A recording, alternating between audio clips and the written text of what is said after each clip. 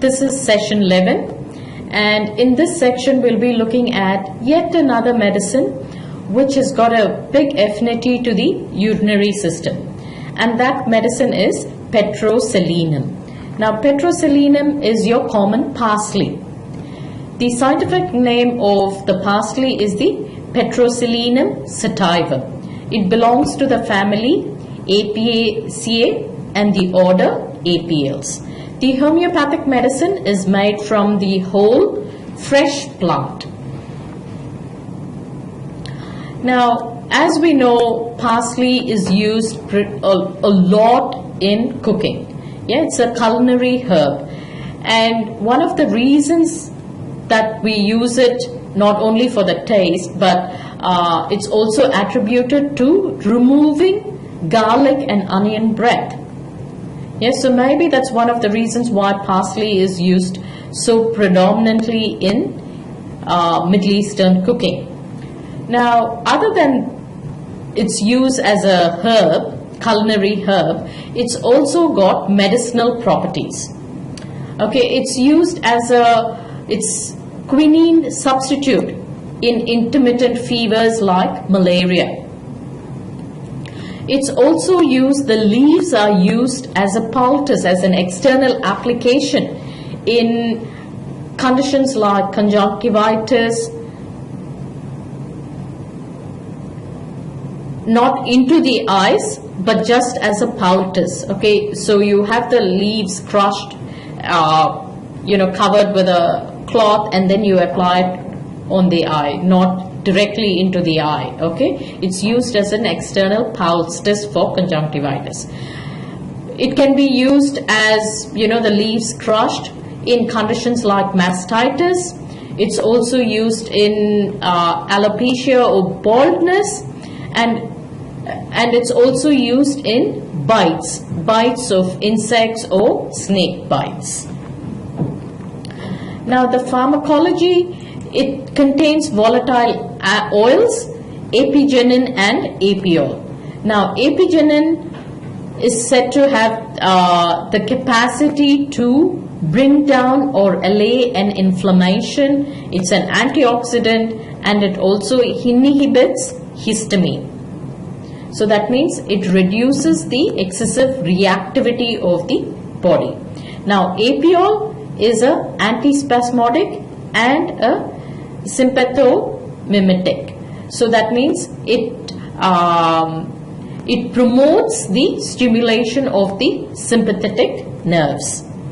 Now, apiol causes cerebral excitement in low doses, whereas in higher doses can cause intoxication. Remember, when we are talking about low doses and high doses here, we are not talking about the homeopathic potentized medicines. We are talking about in their crude form.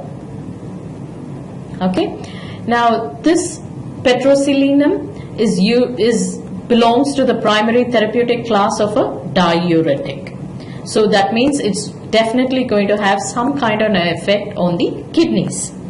And it's got a tonic effect upon the intestinal smooth muscles, and it removes obstruction of the liver and the spleen.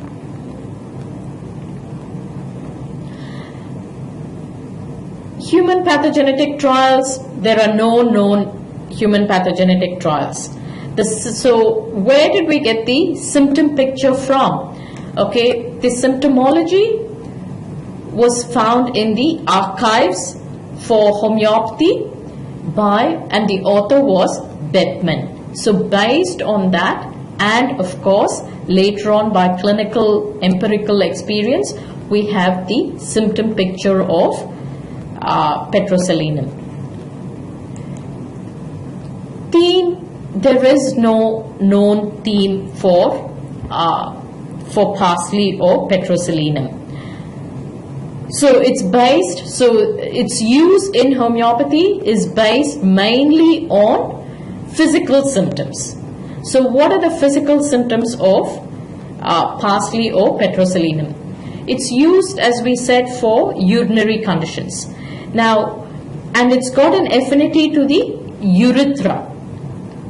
Okay, so ailments arising from trauma or bruises to the urethra, you can consider petroselinum for.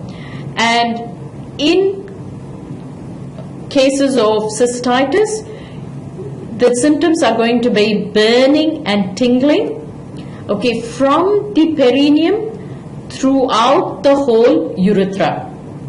Okay, so you have any of the urethral conditions where there is tremendous itching in the urethra, like deep in, yeah, or biting pain, where the patient actually wants to try and scratch it because of the sensation there, or stick something, yeah, that is when you would use petroselinum. It's got, and in cystitis, it might the person, you know, might have a sudden irresistible desire to urinate, and on urination there might be a big deal, a lot of pain. So if it is a child, you might find that the child is jumping up and down with the pain. Yeah. Now, other than that, you can also consider petroselinum in gonorrhea, in acute cases of gonorrhea where there is either a milky or a yellow discharge. It's also used in conditions where, you know, in hemorrhoids, in piles with a lot of itching in them. Yeah. So it's in another